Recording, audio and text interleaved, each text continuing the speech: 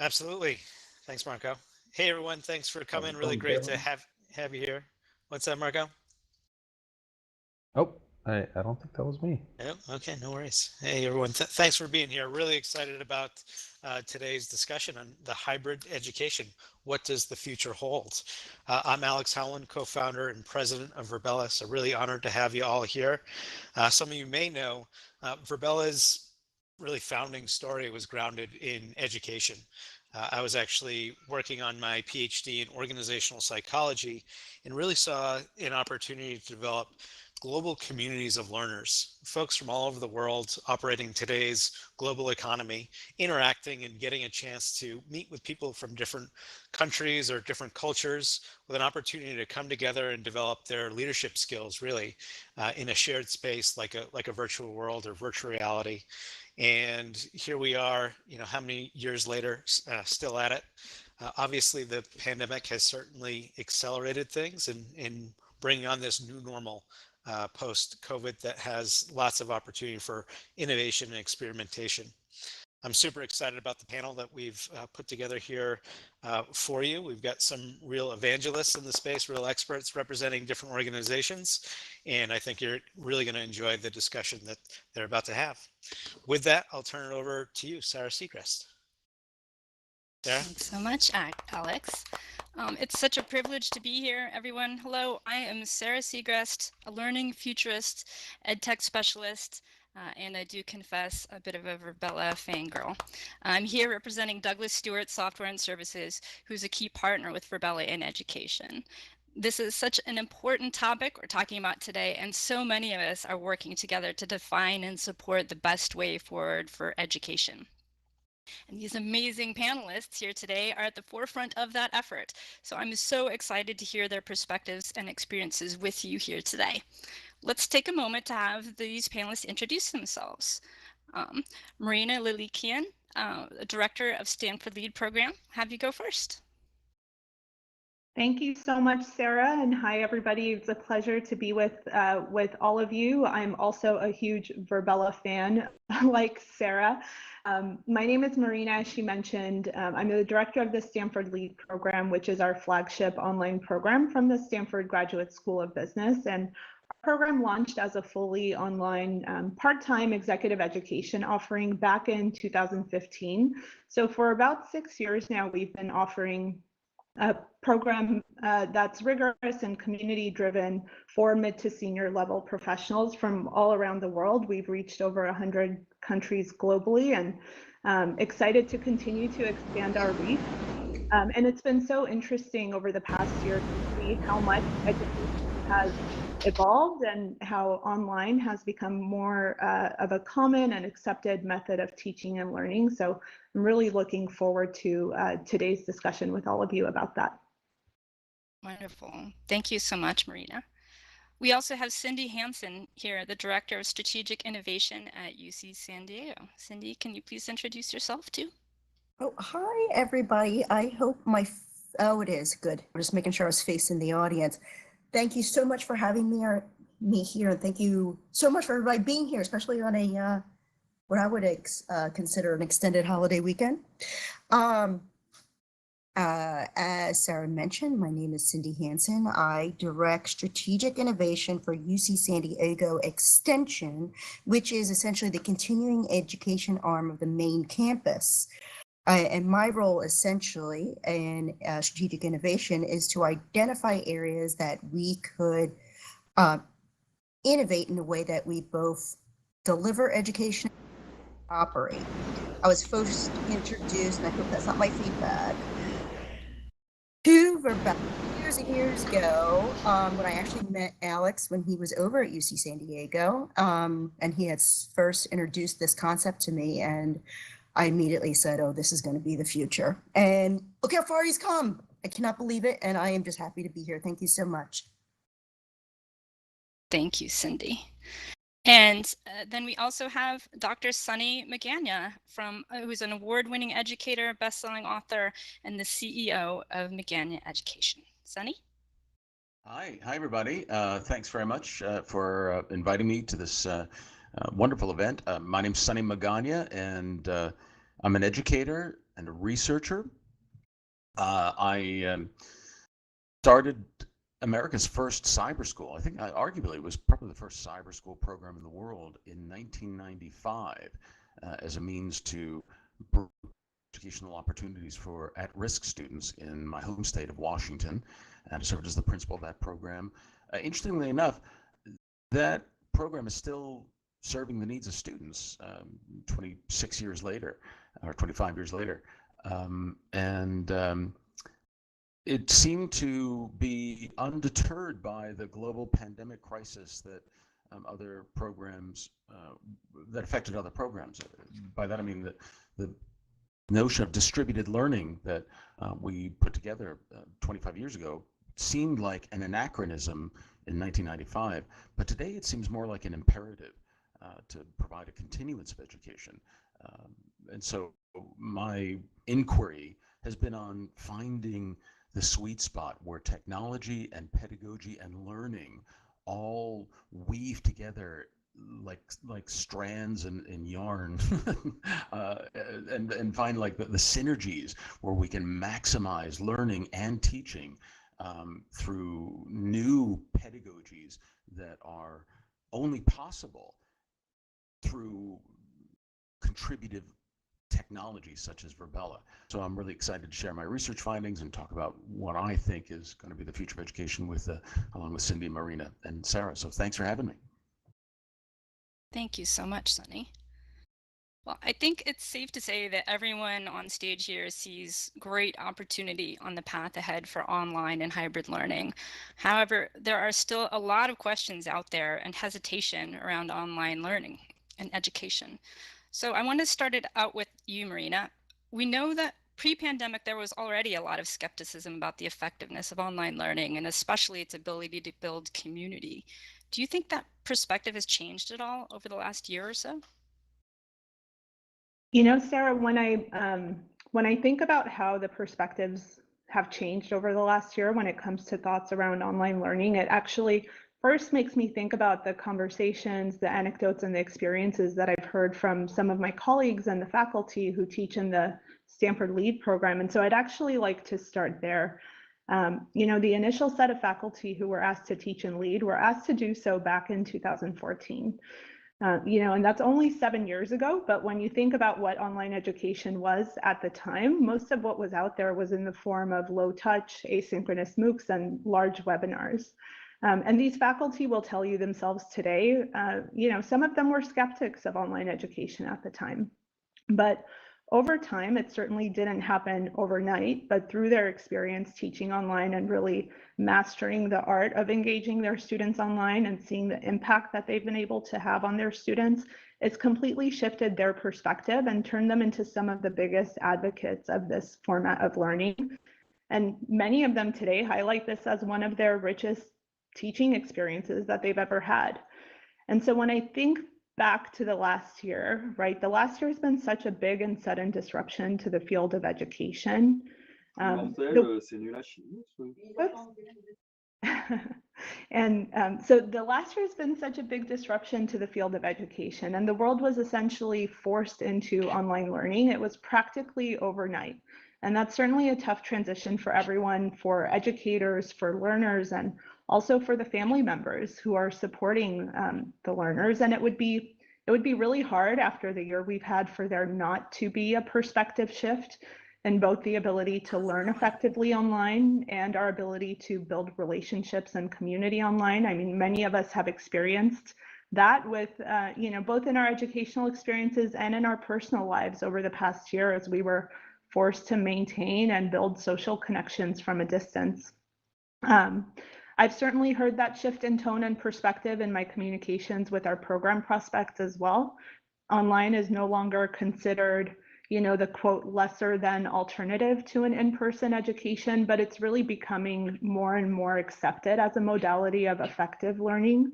So I'm really encouraged by that shift in perspective we've seen so far. It's certainly there. I think we still have a bit of a ways to go for it to be fully accepted and still lots of learning to do, but I'm even more optimistic because I think we're on the verge of a deeper paradigm shift, a real fundamental change in the way that we approach teaching and learning. But right now is sort of our moment. It's crucial that we don't lose out on this moment in time as we're hopefully transitioning into a post-pandemic world. It's going to be really easy for lots of institutions to revert back to delivering education exactly as they had been pre-pandemic.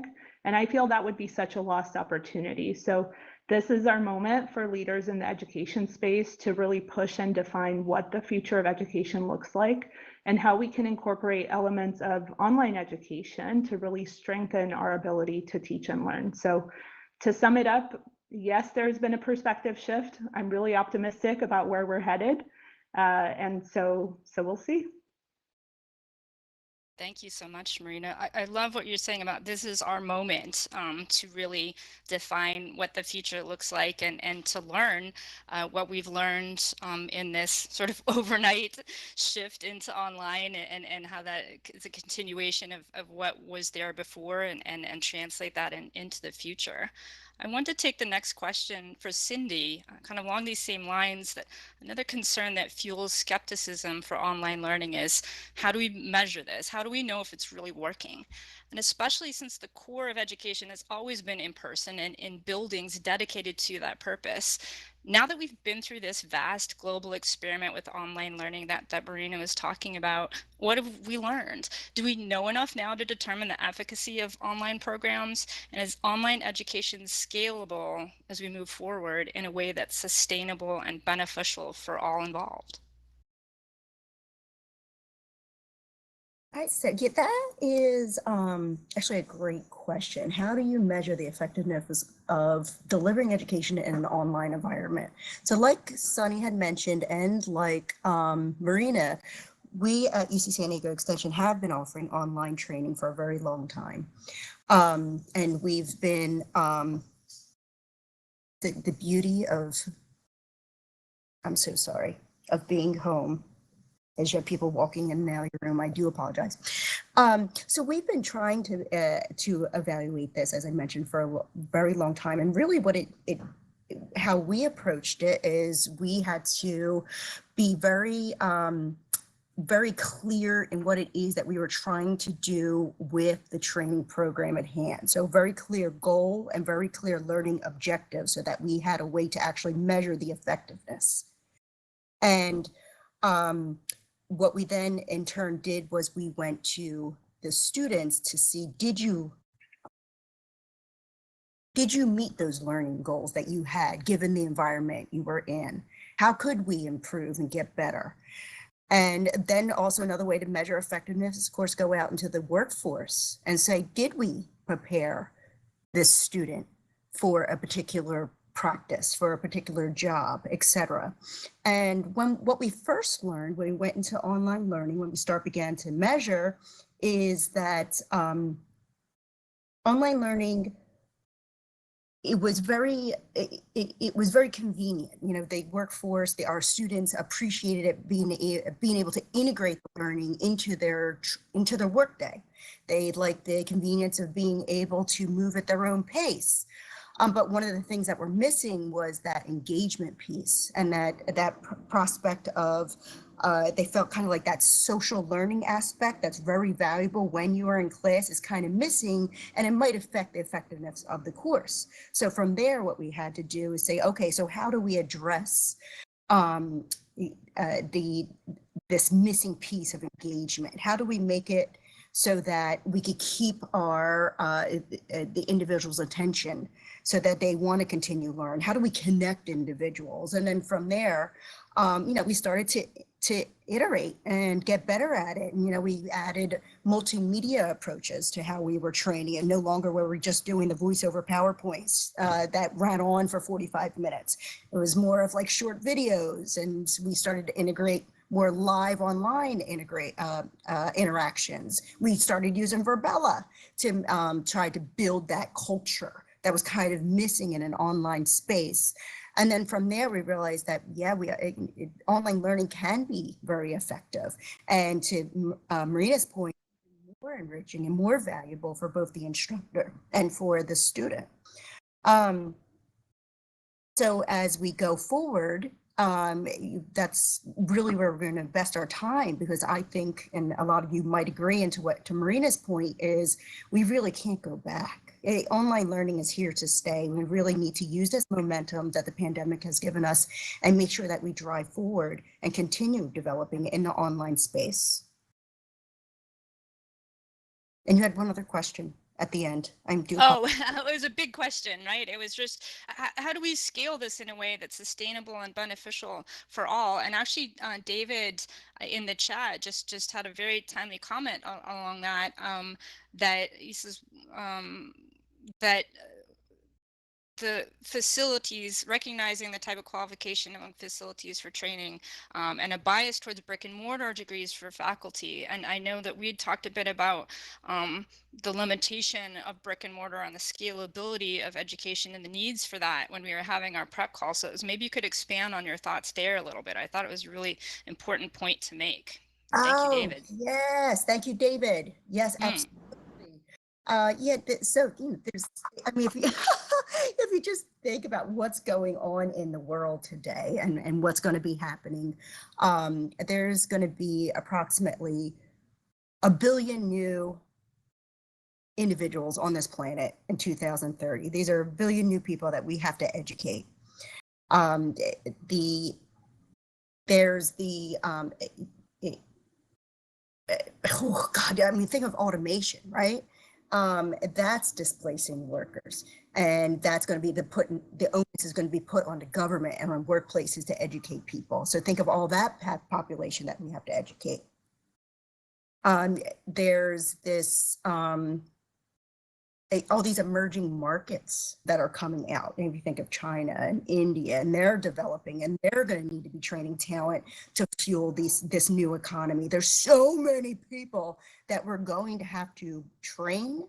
There's no way that brick and mortar is going to be able to keep up with it. There's just not enough space. Online is inevitable, and we need to invest how we're going to be able to scale this education.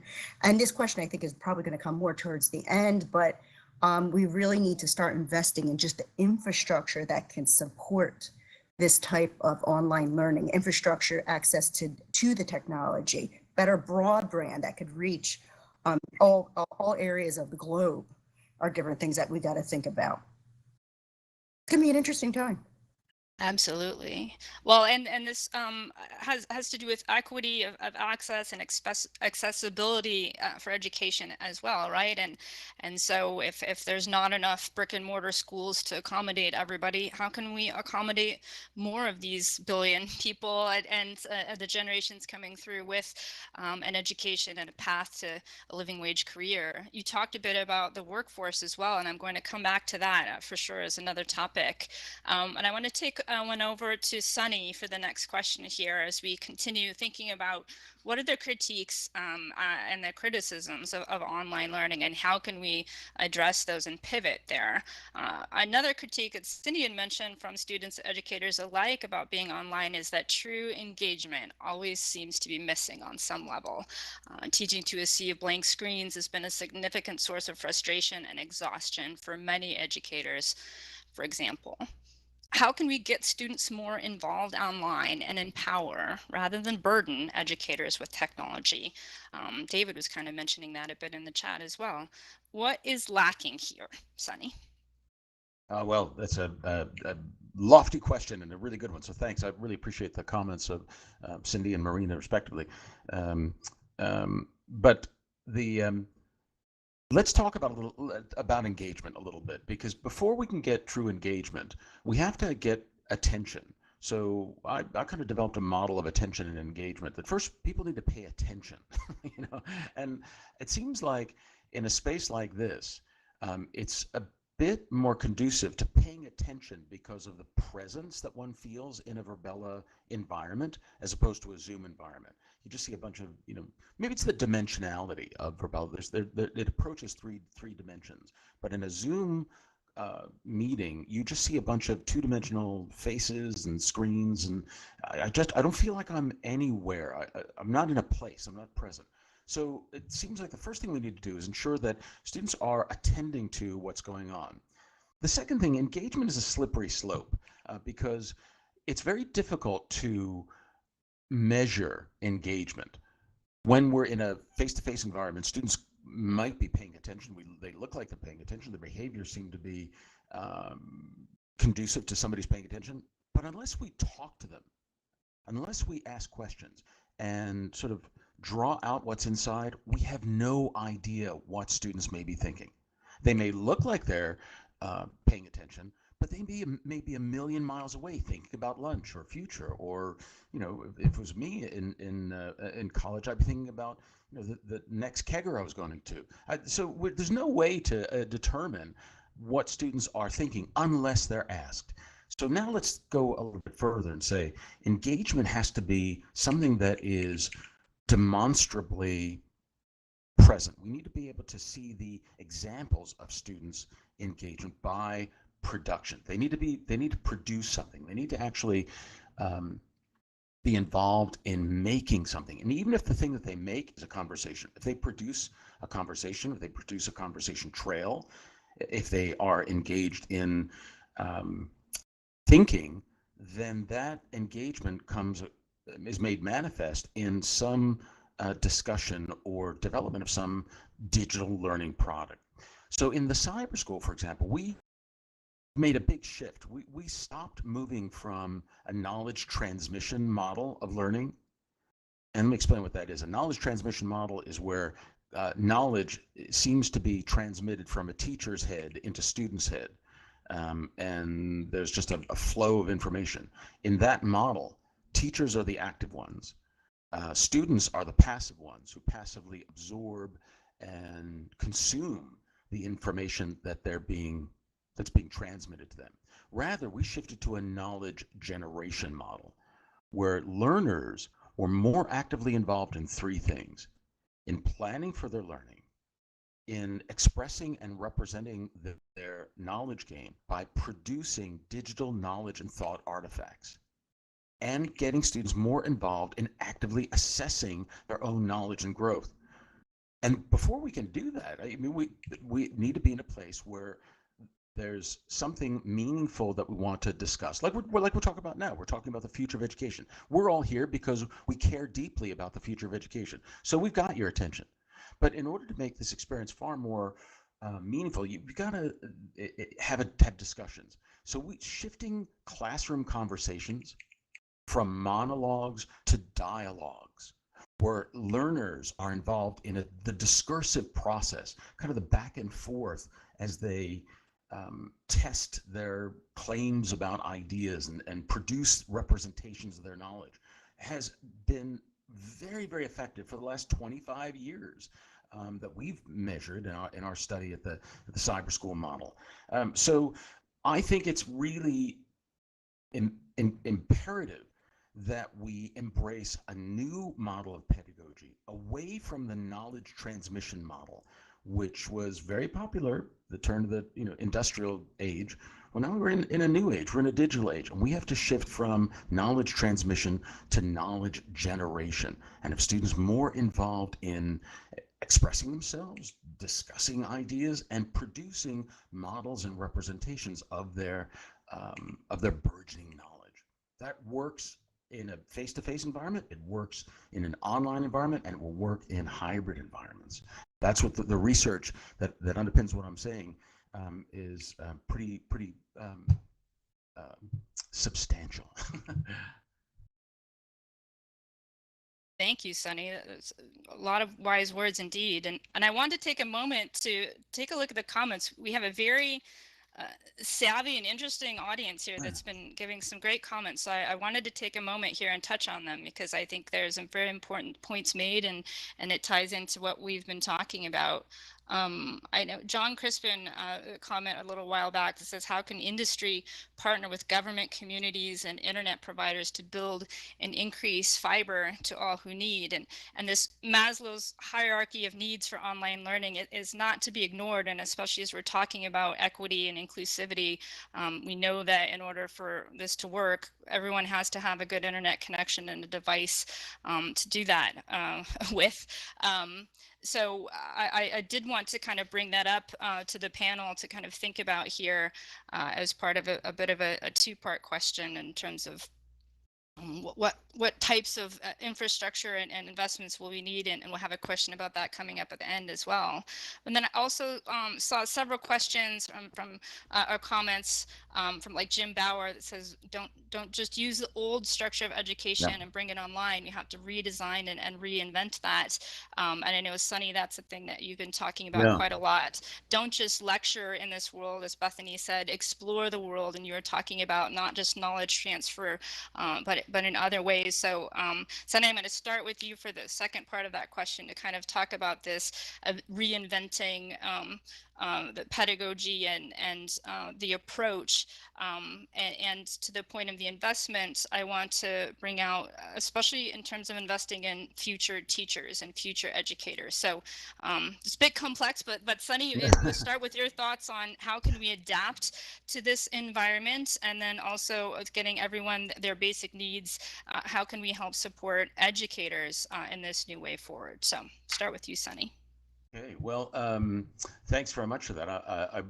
This has just been such a cool set of questions that folks are asking, and great comments.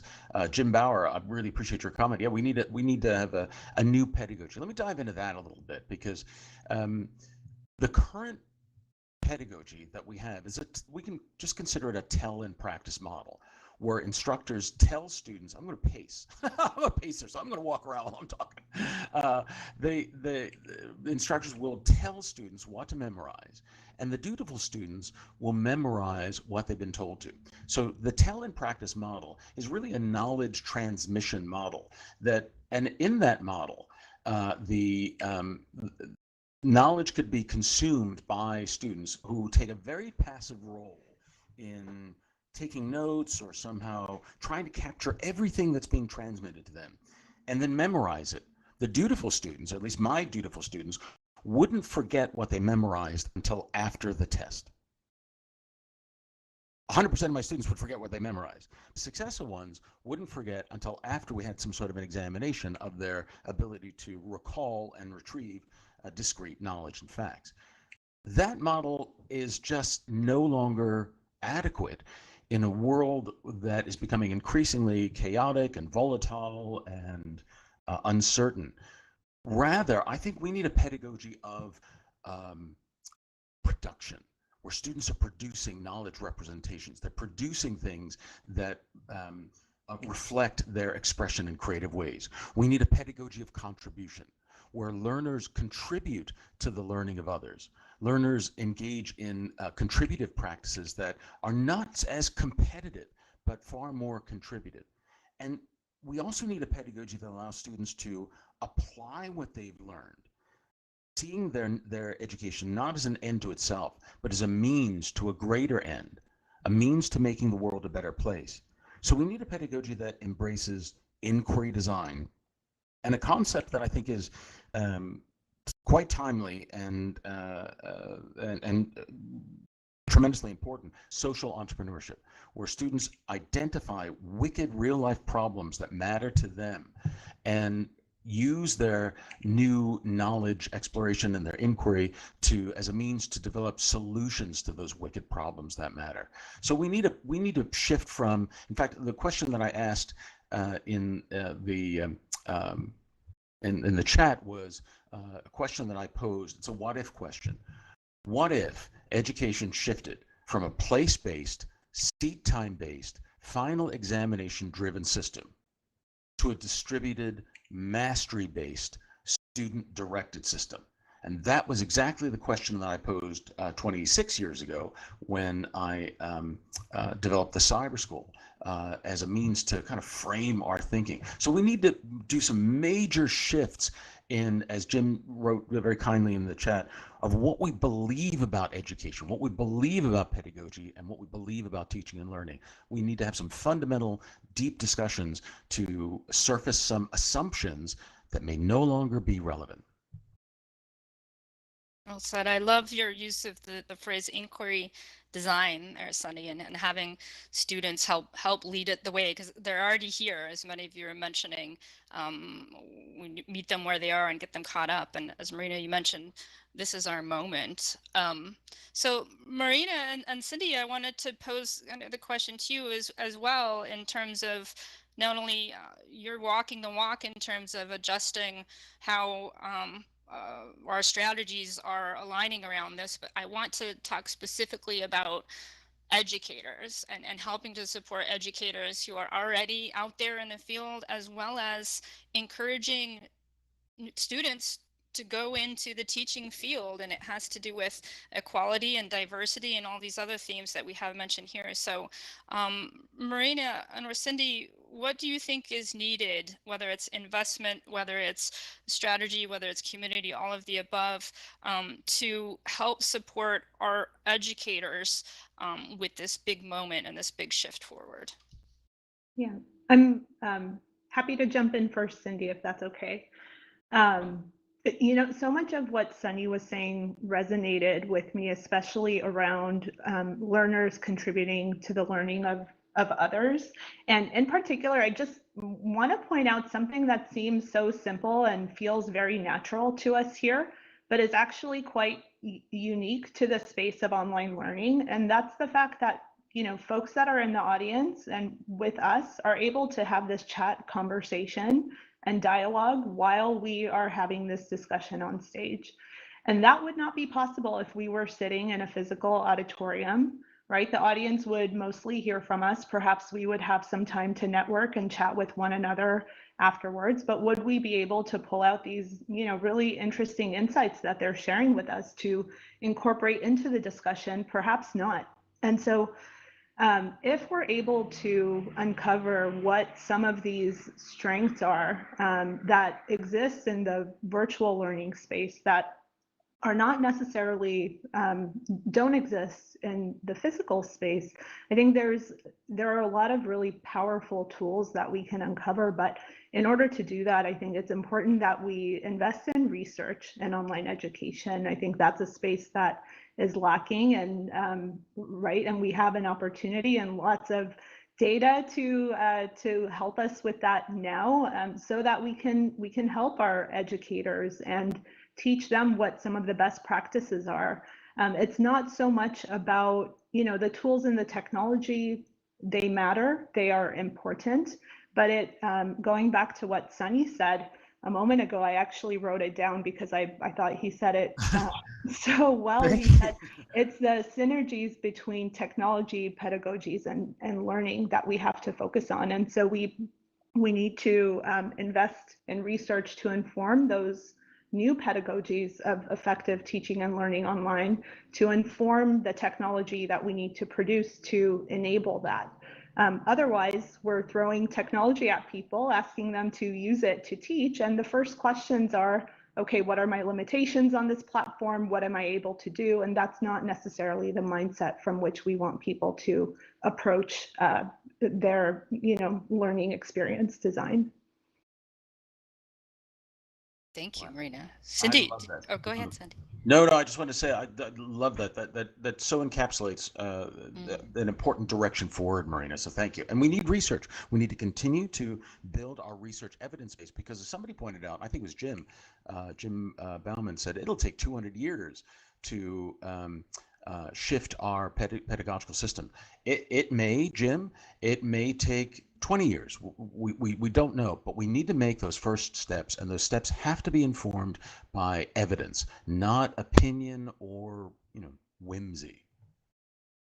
I agree wholeheartedly. And as we talk about, you know, technology, it's important to have that research backing and advocacy, but and then also thinking about how does it become a comfortable tool in the toolbox that's not a burden, and you're not even thinking about it. At some point it becomes a frictionless piece of teaching and learning, and just helps us be more human, helps our students you know, learn in the way that they need to for the world ahead of them. And again, we're going to come back to the intertwining of education and industry, because I feel like this has got us closer than ever. And and I think it was Leo JPMX had said in the chat, it's a flat world, which means a revolution of opportunity, which I love.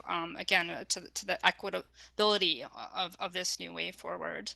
I know that a poor experience with online education and a sense of loss around this connection in a community has many eager to go back to normal, and has to do with some of the challenges that I think we still face, even though hopefully a silver lining from this pandemic is that it has accelerated our pace to making these really huge changes, as you were pointing out, Sunny, and many have pointed out there in the chat. At the same time, there are those students and educators alike, and I think both Marina and Cindy had mentioned this in particular, who have done well or perhaps even thrived more during this online experience. I'm guessing many of you in the audience might know at least a couple of students, educators, family, friends that might fit that category. For anyone on the panel that'd like to chime in, is there a way to improve the experience for everyone in a hybrid education environment, whether they're in the classroom or remote or some of both? Can we build a strong community that connects our students and educators no matter where they are? And I know we have a pretty global audience here today, and talked about how we could even maybe break down some barriers to reach even further than we have before. So what do you think, panelists?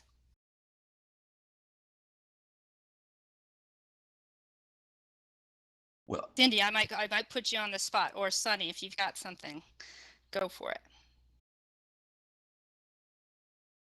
Oh, go ahead, Sonny, and I'll jump in. oh, okay, Cindy. Thank you for that. Okay. Well, we have to have a plan, and there has to be some sort of planning. And I'm going to put a link in the chat, because I wrote a vision document called Cyber Schooling That Works, and it's based on, it started with that longitudinal study that we did in the cyber school program in Washington that I developed. A friend of mine was doing her doctorate and wanted to study my model. So we did a longitudinal study, a 3-year study of that program. And found some patterns that emerged, and students were asked, why was it successful for you? And I should say that of all the students that enrolled in my program, they were at-risk students. They were juniors and seniors in traditional high school that were going to fail their graduation. There was no way they would have graduated in time, even with taking a number of correspondence courses or credit recovery. They just couldn't do it in time. And so I opened this program to help them with their credit recovery by in using service-based learning, technologies, and what I call distributed learning. In our first year, something along the order of 92 or 93% of the students graduated. The second year, we had a higher percentage, like 95. The third year, nearly everyone graduated or continued. So there was something going on. And I wanted to find out what it was, and the students gave us the answers. And I think it's just so important that we listen to our clients, we listen to our learners, and that's what this researcher did, and it's informed my inquiry practice ever since. And we found that students needed, first of all, to have access. They needed, we need to make a political and moral commitment to ensure every learner has a production device, broadband access, and cybersecurity for all teachers and learners. That's the first step in a plan to move towards online schooling or cyber schooling that works, is providing universal and equitable access to digital production devices, connectivity, cybersecurity. Then we have to shift our teaching model. We have to embrace digital age pedagogy, and that's informed by research, and it's practical and has tools for measuring the impact of such a pedagogy. Third thing we need to do is promote lifelong limitless learning capacity, where students learn how to become self-determined, what I call meta learners. Learning shouldn't be discrete, and shouldn't be just a function of memorizing discrete information and retrieving it, but the ability to learn, unlearn, and relearn. That, to me, is what meta learning is about, the ability to learn, unlearn, and relearn with agility and adaptability. Then we need to develop personalized curriculum pathways for all students. It sounds like it's hard to do, but it's really not. It's just a matter of ensuring that every student knows what their particular pathway is towards their attainment of educational outcomes, but it has to be aligned to a learner's bigger picture. What matters to them? What's the wicked problem that they want to solve, and what are they going to do about it? And the fifth commitment, these are all commitments. The fifth commitment is establishing flexible, culturally responsive teaching and learning that is accessible to students 24/7. That's going to take longer. That may take 200 years, Jim, is to establish learning systems that are flexible and allow students multiple opportunities to demonstrate their mastery. Those 5 commitments, I think, represent a blueprint for what we can do now, right now, to promote online or cyber learning that works, but then have a plan to continue to make progress every step of the way and measure the impact. So I just put that. I'll put it in the chat again. That document, if you're interested, I'd love to hear about it. So anyway, Cindy, what do you think about all that? Well, I just have to say, back to the beginning when you first were discussing how we even deliver education, how we are transmitting knowledge has got to change. I mean, that model was developed when we were, training factory workers in the early 1900s, right? And now I think you're absolutely right. It's more about knowledge generation. And I completely, I'm so for that. I've actually taken it as one of my projects at Extension, where I am trying to change the way that we're delivering education and focus more on measuring what the student created, analyzed, presented. I put them in mentorship, peer-to-peer mentorship situations so that they could train each other and teach. I also love the idea of, speaking of changing paradigm shifts, of really changing the mindset of young students that education is not finite. You don't stop after you graduate high school or even in college. Those days are gone. Lifelong learning is now here to stay. And they're constantly going to have to, like you said, unlearn, relearn, retrain, upskill, reskill, thanks to technology. Yeah. The rapid advancement of technology. And obviously I'm working in that space, and I'm trying to find ways to address that need to rapidly upskill. And really, I think I'm hoping that, yes, you never get too old to learn. I'm just reading that right now, and it's something that we have to be doing. And this is something that is going to be a big issue with industry. That's a point you were talking a little bit about industry. So interesting time. I think we're also going to, and someone had brought up, I think we're also going to be seeing a lot of personalized learning happening now, because people are going to be presenting with such a mosaic of knowledge that no longer this one size fits all programs are really going to be fitting the bill. It just, people don't have the time to go back and retrain. We're really going to have to start looking at ways of finding personalized solutions. And that could be, that could really challenge, a degree program, for example, or our traditional ways of getting education. We're really going to have to start looking at ways of unbundling these degrees and start looking at the micro-credentials, which I'm sure you're all hearing about, or nano degrees, whatever they're calling it. I know we don't have a clear labeling system, another issue right now. Again, exciting time. And Sonny, love what you're saying. And Cindy, thanks for saying that. I just love that point you made. I'm sorry for jumping in, but I'm just so passionate about this. We simply do not have the space. We do not have the brick and mortars to provide the instructional opportunities equitably and universally for students. So we have to think of a more distributed model. So I just love that point. I wanted to underscore that. That's so important. Oh, thanks. And jump in anytime. These are amazing points here as we've talked about. And I know early on, Cindy, you talked about listening to the students, asking them if it was effective or not. And that's been a theme that we've had here. As Sunny said, listen to the learners themselves.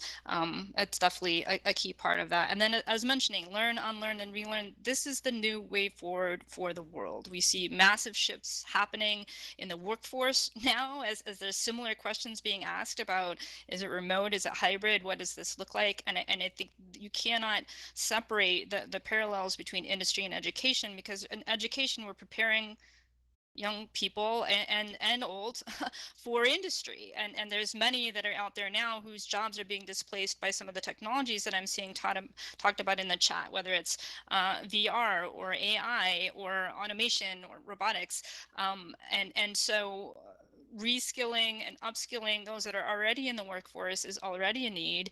And so instilling in these students, okay, this is just part of what you do now as a career, I think is so important.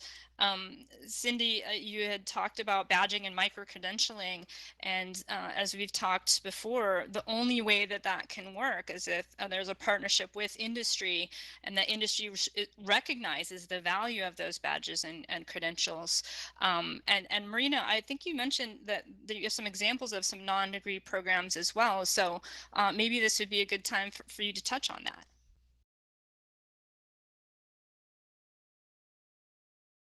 Certainly. So the LEAD program, the program that I work with, is actually a non-degree offering. We offer a professional certificate through the Graduate School of Business. And, this is still a question that we receive even from a reputable institution like Stanford, of participants wanting to know what that certificate is going to mean in industry. And it's also really interesting because we, even to this day, get questions about whether the certificate itself will denote that the program is delivered online, because there is still a perspective that if a program is delivered online, potentially a future employer may see that as less valuable as an in-person learning experience. And so it's really interesting to us when we receive that question. And it's still, a challenge for industry to recognize what the benefit of non-degree programs. But I think once someone reaches a certain level in their career, especially for professional education, the degree, like many of you were saying around these thoughts around lifelong learning and iterative learning, the degree and that piece of paper is not necessarily what is important for their advancement and for them to have a broader and deeper impact within their context, but it's more about what they're able to do, the skills that they're able to develop, how they are able to lead. And so there, it's important for them to have examples of accomplishments, right, that they've had in order to demonstrate the value of that learning experience. And it goes back again to something that Sunny mentioned around output, and actually having the learners create things, right, and have an output from their learning that they can speak to. And so developing experiential learning opportunities, developing opportunities for learners to actually integrate, especially in a professional context, integrate what they are learning with real life business challenges to make the learning tangible, to make it deeper, and then giving them feedback on their output to make it an iterative learning process, so they can continue to think beyond what they were able to deliver there, and perhaps step a bit more outside of their comfort zone, so that when they are speaking to employers, when they are talking about what they were able to accomplish within the learning programs that they're enrolled in, it's not necessarily that piece of paper that they receive at the end, but the experiences that they're able to speak to and to demonstrate as part of that. Wonderful stuff. Go ahead, Cindy. I just have to piggyback what she said. This perspective from industry that online learning is somehow inferior to face-to-face typical traditional degree is going to have to change. Like I mentioned before, with this rise in skill gap, rapid rise in skill gap, that's just it's epidemic. Companies, industries are going to have to get creative in the way that they attract, recruit, or reskill or upskill their workforce. And no longer are they going to be able to just rely on a degree to tell them to give a signal of whether an individual is ready for a particular job. They're going to have to start looking at these micro-credentials.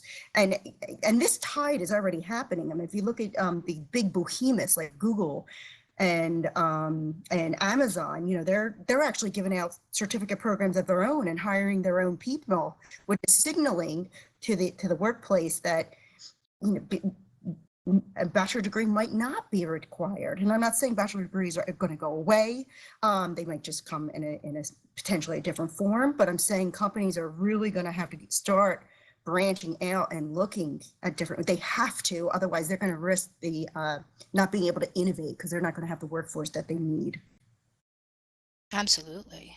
Well, and so there's these interesting sort of questions, and there's been a lot of comments about technology and sort of parallels to other big shifts over time in history. I know Alex and I have talked about the fourth industrial revolution for education and what that looks like as well. And there's a question here from Russell that I'd want to bring up to the panel because it also intertwines with sort of this. We're going through a great period of profound disruption. I think that might be Sunny's phrase, but I really like it. And that both in education and in the workforce and in the world, we've been forced into this. And so in a lot of ways, what I'm hearing about lifelong learning and preparing for that, it is around learning to navigate a profound disruption, which hopefully doesn't continue on for any given period of time, but it is sort of a spark point. But thinking about technology and how we use it moving forward, in terms of applied fields like medicine and engineering, or anything that might require a certain level of in-person training or high-level skill training, what are some examples of how we can utilize technology and have it successfully leveraged in parallel with in-person experiences? I know that there's quite a bit in virtual reality in terms of training for those two fields in particular, but I think it also speaks to this broader question of we're using technology in the world. We have computers in our pockets now, and we're adapting the rules of society, whether it's accepting a degree and other things like that. So it's to Russell's specific question, but also continuing this theme about how is technology changing the world and how can we change technology to kind of adapt to where we're going.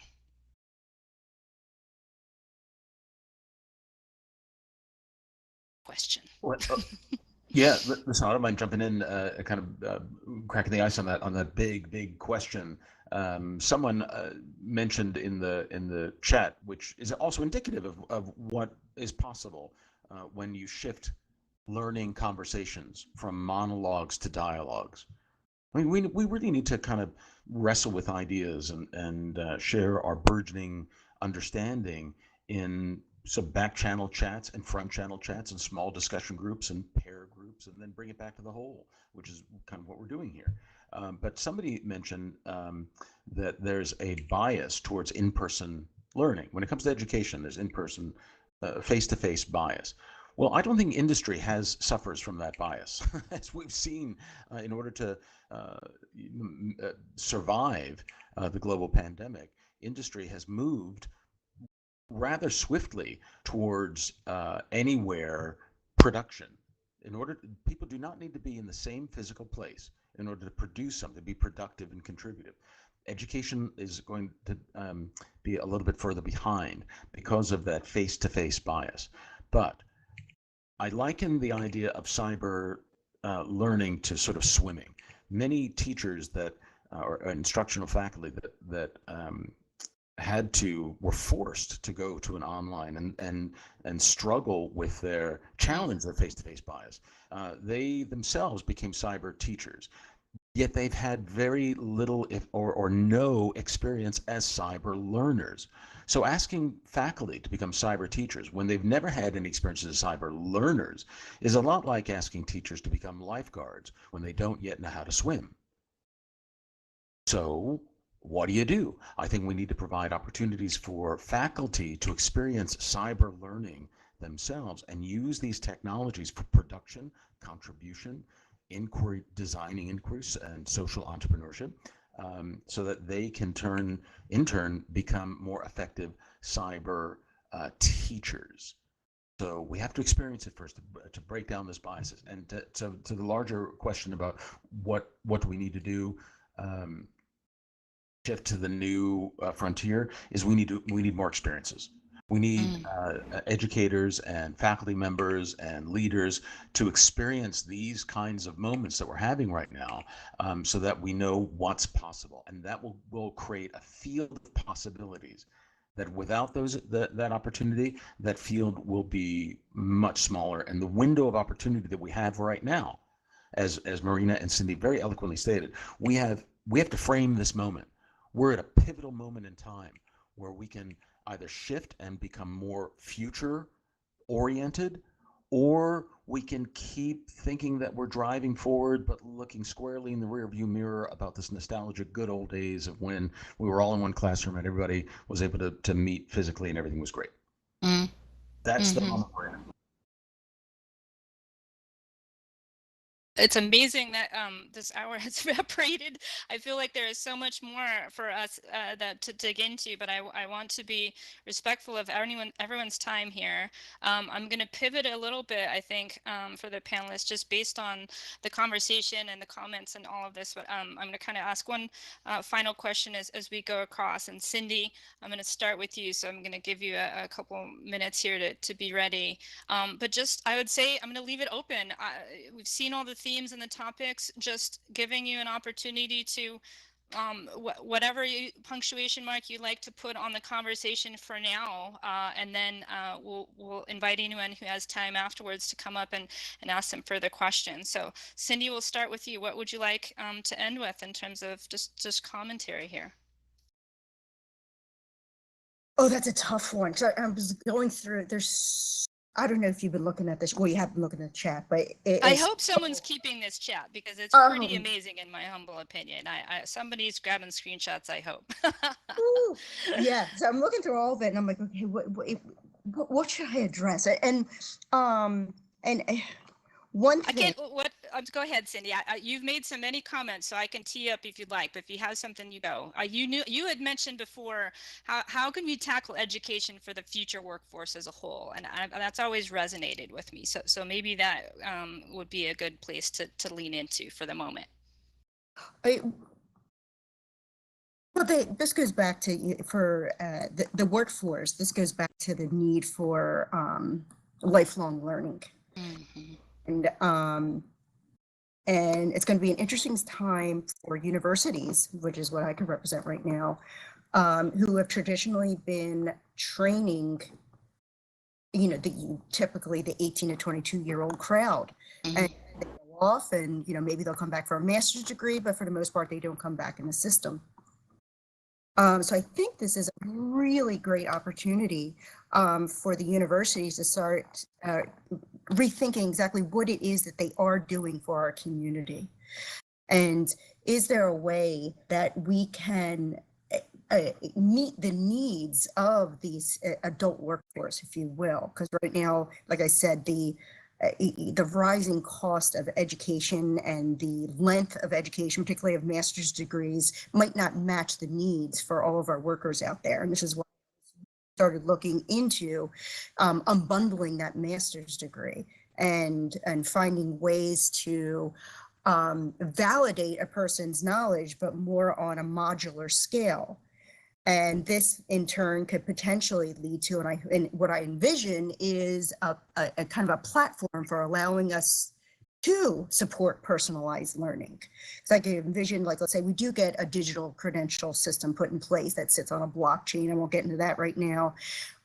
that a consumer has control of, which goes to Sunny's point, by the way. And we only have 1 minute, but I could see us using that, employers, as a way to quickly scan individuals for skills that they have and help identify areas that we could then build with very targeted training to help them get to a new career. So it's in a very quick way, in an affordable way. I am going to leave it there because only 1 minute. I don't want to take up the end of this. So please, Sunny or Marina. There's a big equity component to that too, Cindy. Marina, Yes. what would you like to end on? I know you've mentioned this is definitely a tough transition, but we can take what we've learned. What do you think we can take most from what we've learned moving forward? Yeah, absolutely. I mean, I think one of the big things that that learning online and these online learning experiences, the opportunity that it affords us is not just the ability to, not just the way that we receive instruction or deliver instruction online, but also the people that it connects us to, right? We live in such a globalized world. And one of the things that we touched less on today was the ability for online learning to connect learners globally and create opportunities for global experiences, not just learning about different cultures or different parts of the world, but actually having a chance to interact with people from different parts of the world and build relationships with people of different backgrounds, different perspectives. That's not always something that's attainable for everyone, and right, usually comes down to resources and finances. So going back to the points that were made around the importance of equity and access, but imagine if with the use of technology, students from a young age could have experiences within the classroom that connected them to students in other parts of the world. They made friends with people from different countries. They could develop broader perspective and understanding of different types of people. Not only would that help prepare them for a more globalized workforce like we have today, but honestly, that could help reduce biases early on and just help build a more inclusive society. And that I think is also something for us to strive toward through the use of education technology, is exposure to support diversity, equity, and inclusion initiatives. Oh, well said. Amen to that. Sunny, sir, what would you like to end us with? And then I would say anyone who's able to stay, please come on up on stage and we can ask some more questions. But Sunny, why don't you take us out of this wonderful panel? And thank you again so much to Verbella and the panelists for today's conversation. Well, thank you kindly. I just love this conversation. I hope this is the start of something, not the end of something. I hope it's the start. I'll finally leave you with this moment. We're at a fork in the road. Globally, we're at a fork in the road. We can either go back to pedagogies of the past and use technologies of the future, or we can pivot. We can embrace a pedagogy of the future and enhance that pedagogy with technologies that exist now and are in the future. To the point that I think Marina made earlier about measuring, I'm sure it was Marina or Cindy, how do you measure impact? Well, that's something that I've really kind of spent a career trying to figure out. What is the impact of these kinds of ideas? And so I'll leave you with this. The evidence that I've collected has been peer reviewed and shows that when learners engage in what I call contributive learning, when they contribute to not only the well-being and mastery of their colleagues, but to the world themselves. And now this is to Marina's point. Learners want to learn with the world, not just about it.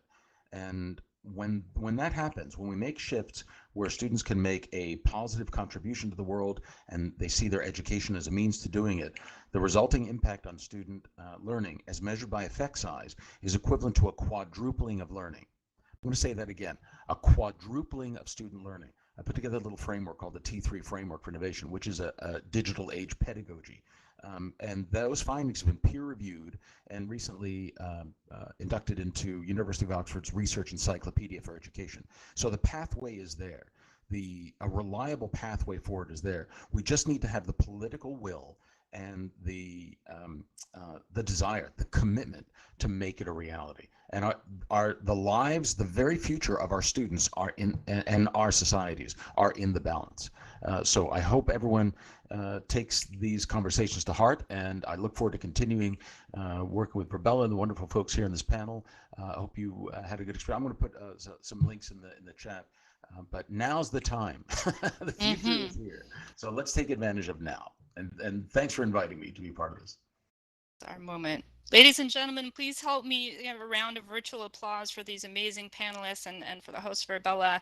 You can hit your F4 key, you can click on your name and click on clap, but let's show some appreciation for the panelists. Yes, and thank for you you, so much, Sarah. everyone. Thank you very much. Great job moderating, Sarah. Thank you.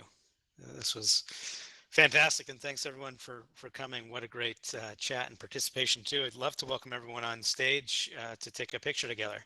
If you all want to come up.